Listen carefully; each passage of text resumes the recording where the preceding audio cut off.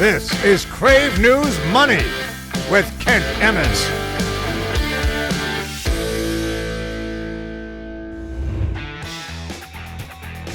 Even in this economy, there is a lot of money to be made. With record unemployment and the chances of the job market coming back not looking so hot, it may be seriously time for you to consider starting your own business. Joining me now is Franchise Marketing Systems CEO Chris Connor. Being America's top franchise guy, Chris is a great guy. He's a ton of fun, and he's helped thousands of people launch their own businesses and make great money, even in crazy economic times like this. You know, there's a lot of people out of work right now, and those jobs are not coming back, even when they open the economy back up.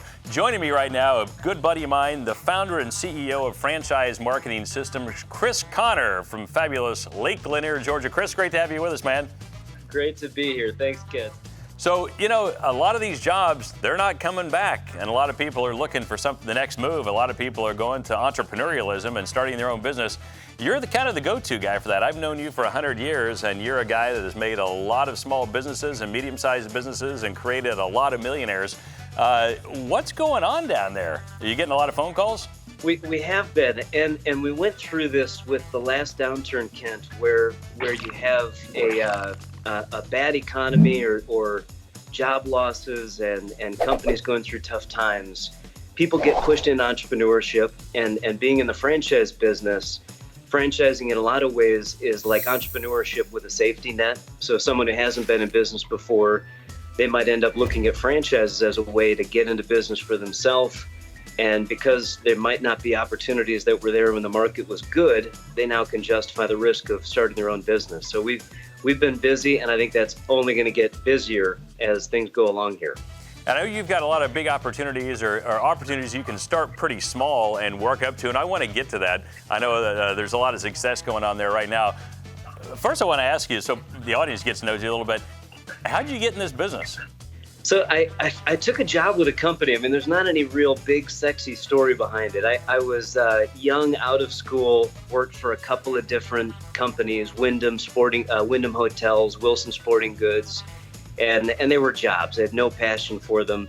Went to work for a buddy of mine's grandfather who had been in the business as the lowest level entry position you could get, but got a chance to work with some startup companies. So I was part of the team that helped put together Jimmy John's and Culver's and some brands that really took off. And what I immediately felt a connection to was entrepreneurship. I love small business entrepreneurship. It clicked for me. First time in my life, this was almost 20 years ago, I found I had passion for what I did and fell in love with the business. And franchising is this great vehicle for entrepreneurship. Well, again, I've known you for a long time, and I've watched you take people from, I call them a wage slave. They're stuck there at their job. They're wanting to get out of their job. They're trying to figure it out. What are some of the great stories you've had where you've taken people, they've started, with a franchise, you've matched them up with a franchise that kind of fits their personality or fits their budget, their startup budget and stuff? What are some of those things that some of the cool stories you recall? I've been able to work with some great companies and some brands like Jimmy John's that have turned into just home run success stories. Really been able to recognize how this model can work effectively. But there's also one of the real fun parts about what I do is I get to see some innovative ideas, some wacky off-the-wall ideas. And you had asked me, had I ever worked with any strip clubs or anything?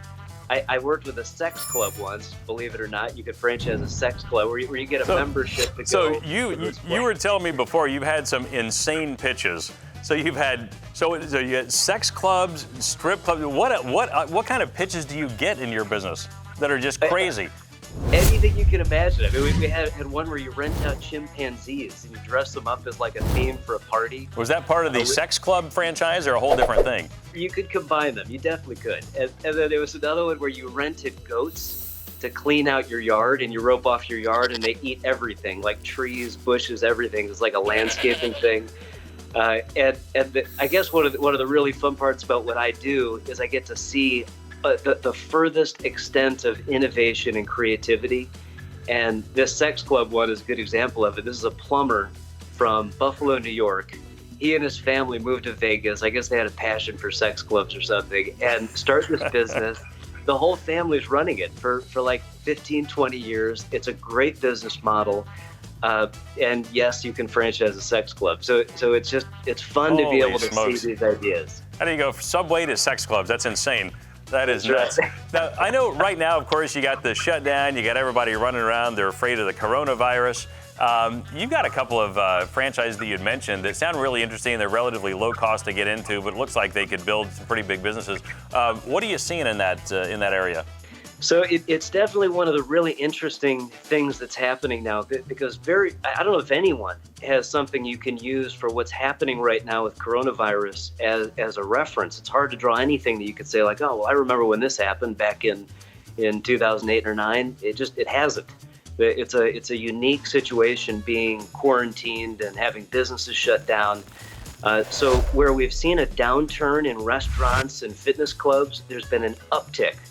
Actually a surge in businesses that do sanitization, sterilization, cleaning, stuff that plays to what we're all thinking about right now. How clean is the surface that I'm touching? How clean is the office that I'm working in?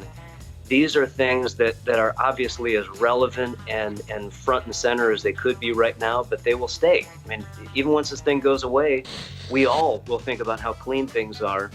So one of the brands that I'm really, really excited about is called Bactronics, that we franchised originally in 2015. We sold 6 franchises for them. They do sterilization. He is this genius, kind of mad scientist guy who created all these patents around sterilization, electrostatic spraying, kind of this high-tech way to disinfect a surface in an area. And he was always successful, but nothing compared to what's happened since coronavirus. And in the last week, we've brought on 30 new people who have put deposits down on territories, and it's going gangbusters. Everyone and anyone who is in a service business is excited about becoming a part of his model, leveraging his technology and getting into business with him. So what does that look like as a franchisee? If somebody's interested in doing something like that, what does it look like? The capital outlay, is it a truck and chemicals? What is it? So the way that the franchise model works is you pay a fee to get access to someone's model and brand. And for him, his franchise fee is $35,000. He's letting people put a deposit down on that and make payments to try to even make it a more aggressive offer. You need to have a basic vehicle like a Ford Transit, which you could finance. You could put a couple $1,000s down on a lease. The equipment and the inventory all in is $19,000, and the rest of your money would go towards marketing and promotions and working capital. But legitimately, if your credit's okay, and you can finance these things, this is a business you can get into for less than $10,000. Yeah, you've got the SBA out there with all kinds of great offers right now. Huge potential when it comes to lending. And if we rewind 10 years and look back at 08 and 09, the franchise market has kind of followed the stock market. It has surged in the last 10, 12 years. It's grown like crazy. The disadvantage we had back in 08 and 09 is they weren't lending. No one was lending. It was really, really hard to get money.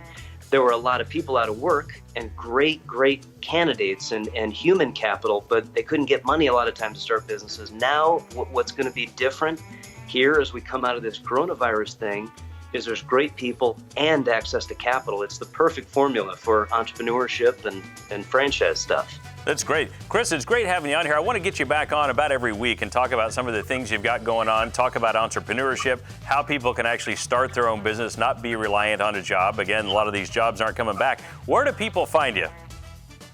Go to my website. It's www.fmsfranchise.com, Franchise Marketing Systems. And Kent, love being here. Love the opportunity to talk with you. Anytime you'd like me to come back, I'll be here. Chris, you're a great buddy. Thank you so much. You're making a lot of people successful. I appreciate it, Kent. Great to talk to you. All right, brother. See you soon.